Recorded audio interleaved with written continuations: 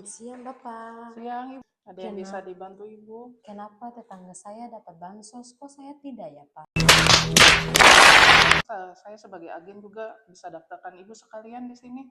Boleh, Pak, coba tolong, Pak. Saya kan Oke, bisa cekin NIK-nya Ibu? boleh, Bapak, tapi jangan pakai untuk pinjol ya, Bapak.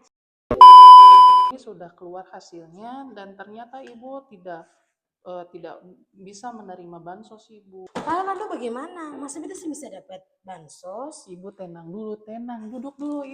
Oke Ibu, setelah dicek di SIAK ternyata pekerjaan Ibu masih pegawai swasta Ibu. Assalamualaikum warahmatullahi wabarakatuh. Selamat datang kembali di podcast Latsar CPNS Pemerintah Kota Ambon tahun 2026. Kita saksikan sejenak video akhir ini sedang viral di kota kita. Dari video ini saya ingin meminta tanggapan. Menurut analisa Ibu Cika, apa penyebab dari permasalahan tersebut sehingga bisa sampai terjadi seperti itu? Kita lihat bahwa keterangan tidak layaknya karena desio. Jadi sebenarnya kenapa program ini dilakukan agar supaya bahwa masyarakat yang menerima bansos adalah masyarakat yang benar-benar layak untuk mendapatkan bantuan sosial karena yang ada di Dinas Kependudukan dan Pencatatan Sipil.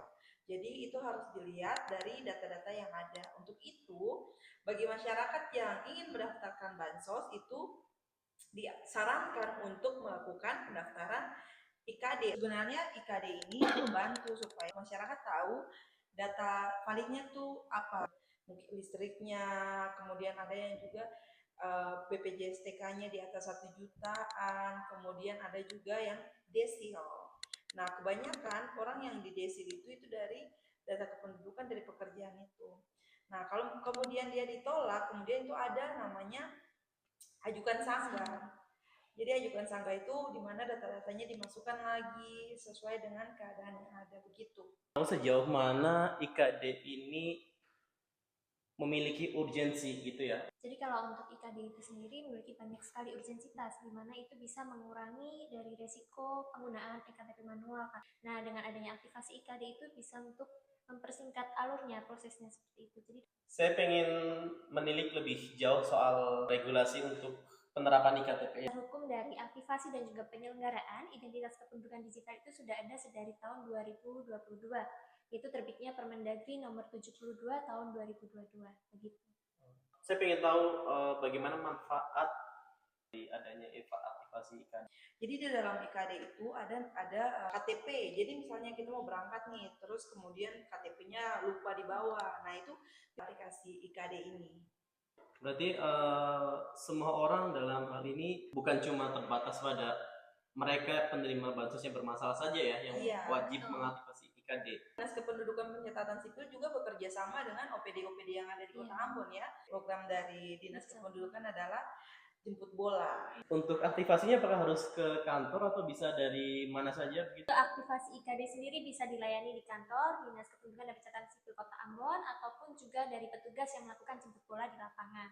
Karena untuk aktivasi itu kita membutuhkan akses itu, dan akses itu hanya bisa didapat dari Capilsa. Tidak. Kalau seperti itu sudah punya akun IKD itu bisa menggunakan PIN.